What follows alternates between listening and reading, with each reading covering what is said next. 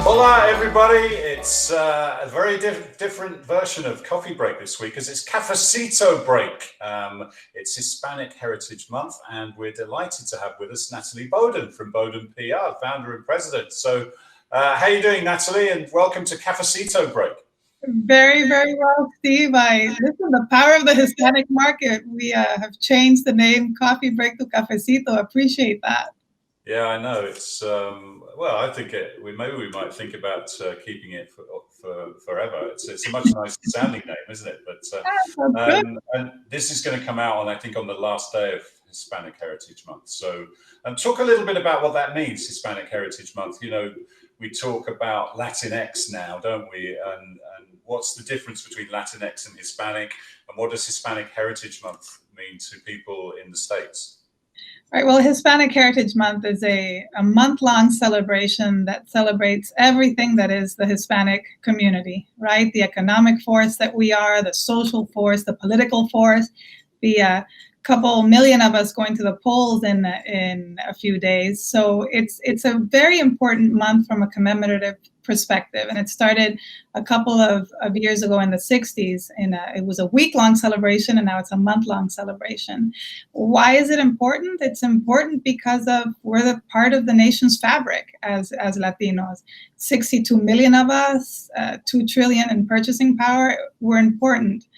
Or so we claim we are. But here's the thing with Hispanic Heritage Month, and I've noticed it so much this year, that it's not only about celebrating during Hispanic Heritage Month, right? I think it's really important to communicate that we got to celebrate Latinos all year round.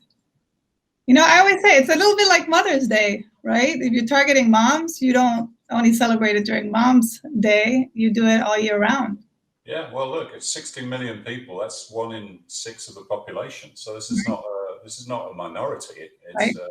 It's a massive group.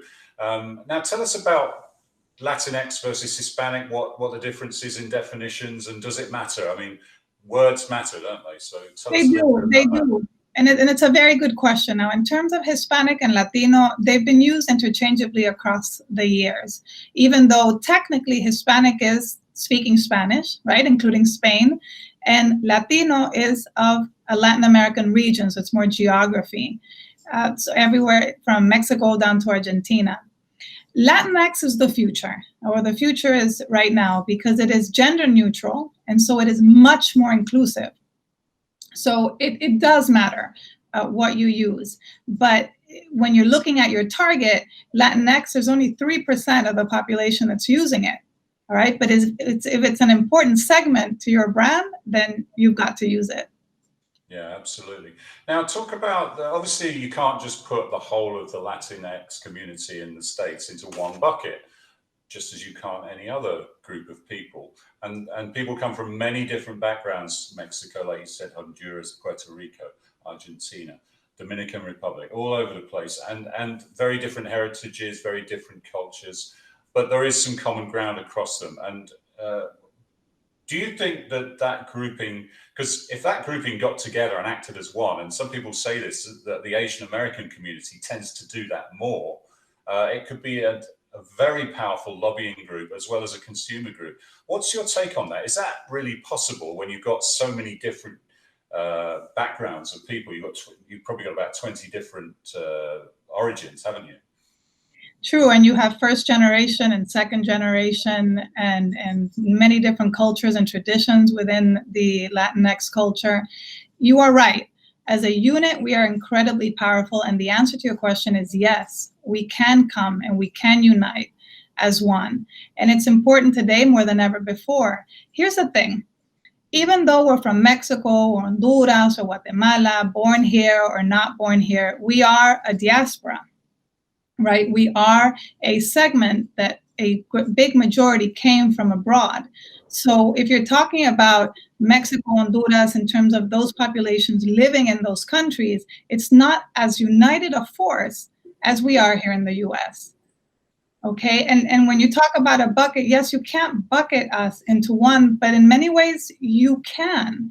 There are some cultural truths, and we just finished a white paper on this. There are some cultural truths that unite us. Dreaming big, resilience, okay, optimism.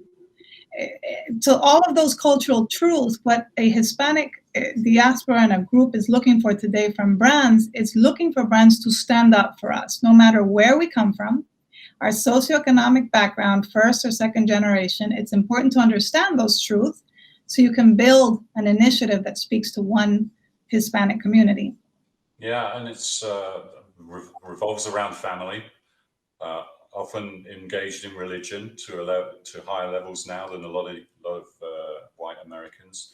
And that loyalty is a really good point, because that's exactly what brands are looking for, isn't it? They want loyalists for their brand that they can really have as customers for generations. So and that's a good point. Commitment was one of and togetherness is one of those 6 truths. So we're not only committed to each other as a community, we're committed to the brands that are committed to us. It's a very good point.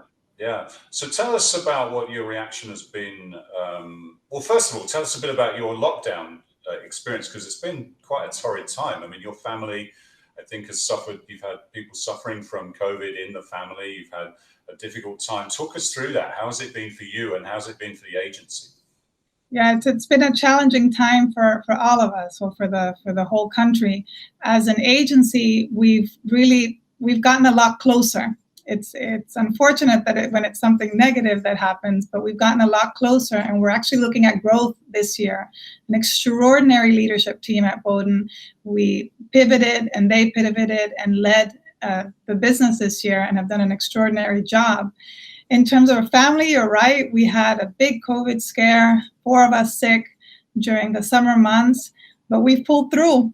We pulled through as a community, as a family, and we're doing good now, thank God.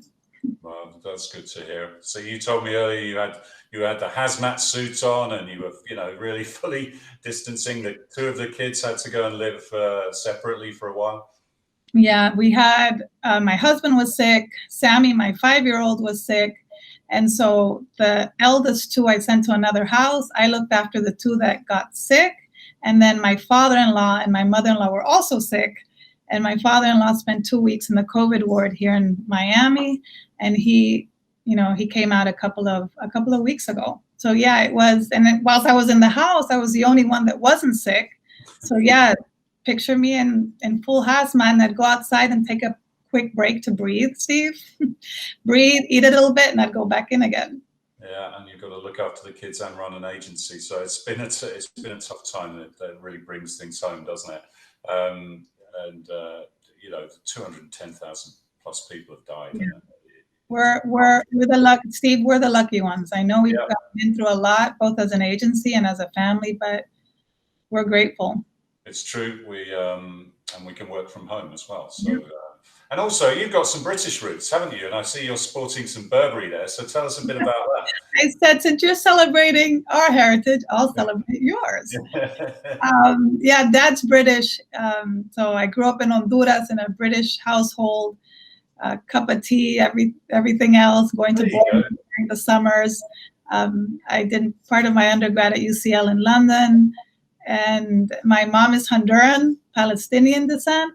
So we were lucky. We spoke English at home. My dad was always upset. He always said, "It's aeroplane, Natalie, not airplane." Good for him. He's right as well. The language is called English after all. So, but yeah, look, that says a lot about the modern world. We're all mixed heritage. Most people are mixed heritage, and this whole sort of concentration on one nation over another. It is really, when you actually get to talk to people one-on-one, wherever they are, whether they're in China or Russia or Latin America, we're all people. We've all got similar needs or concerns at the end of the day.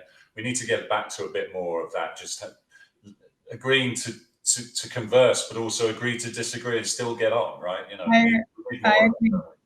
I agree. We need more of that. Yeah, go on, carry on. Yeah, so on the same token, what's happened here in the U.S. this year with the social awakening that we're experiencing has honestly, Steve, taught us how important it is to communicate to certain segments in a culturally relevant way. Okay, I've been in countless meetings where I've heard, well, why do we need to do something different for the Black community or for the Latino community? Don't they also read media in English? Don't they consume it? It's not a language issue, and I think we've learned that. It is commitment to the segment's cultural truths and the journeys that each of us has gone through as individuals and as a community. Yeah, so let's talk about that a bit, because obviously, apart from COVID, we've had after the killing of George Floyd, we've had protests around racial injustice. We've had other incidents, Breonna Taylor and others, which is incredible that these sort of things are still happening in this day and age. How do you feel about all that, just from a social and an American point of view, but also as a Hispanic?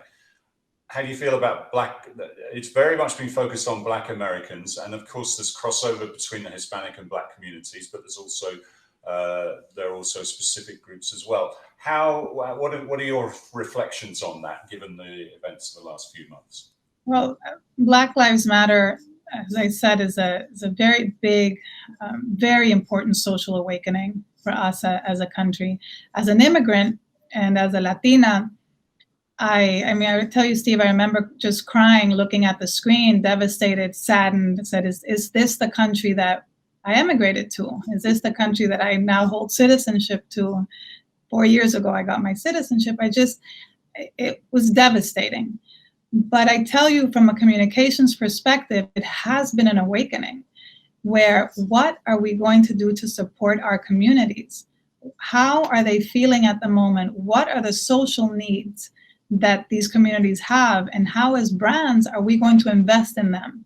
Not only to solve problems, but also to celebrate who they are and who we are all year round. Getting back to the Hispanic Heritage Month, it's all well and done that a brand does something during a month, but what are you really going to solve for? And that's what I think something like Black Lives Matter has really done for us. And granted, you mentioned there's crossover. I mean, as Latinos, we're also Afro-Latinos. There is an enormous indigenous and Afro-Latino cultures across all of Latin America that many of us forget about. So we're allies, but we're also a part of the community. Yeah, that's very, very true. Now, your agency's been doing pretty well, I think, during this period. I mean, is that because of the type of clients you've got, or have a lot of clients been coming to you and asking, Natalie, look, how can we improve the diversity in our own organization? Because it has shed light on the fact that there is a lack of diversity both in brands and in other big agencies. So talk to us a little bit about that. Yeah, we're definitely, it's a two-part answer to that. We have very strong sector clients, but it also reflects on how the team pivoted this year and how we pivoted in all the work that we did. But second, we have been getting a lot of calls in terms of how can we plan 2021? How can we take a stand for the Latino community in a way that we build equity before waiting for something to happen? So there's a lot of that work coming in, and thankfully we weren't in sectors that were really devastated this year. But I tell you again, I attribute that also to an incredibly strong team. Yeah, and we forgot to mention you were named to the PRWE Hall of Fame this summer, so congratulations on that. And I think it was a really nice celebration. I think you were saying it was a surprise to you, and you saw the video that we played and your kids on it. It was quite emotional. It was beautifully done. I'm a crier, so I did a little bit of crying when I saw that. It was a beautiful surprise, and it was very, very well done. And it's great to get those awards. It's good for us, right, as a business. But for me, really, for people, especially young women, young Latinas or young women of color, to know that they can do something on their own, right? Strike out on their own and get somewhere and succeed is important. I had a young girl walk into my office once from Nicaragua, and she walked in and she said, Matt, I didn't know, she said specifically, a Central American woman could lead a business. And I said, of course a Central American woman can lead a business, and you'll lead one day too. It's important, for women to see that. It's a great message. Great message, and that's what that's what Hall of Fame is all about, actually, and 40 under 40, actually. Sorry.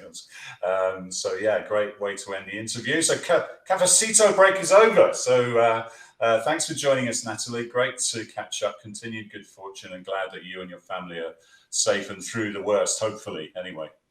Thanks, Steve. Appreciate it. Muchas gracias.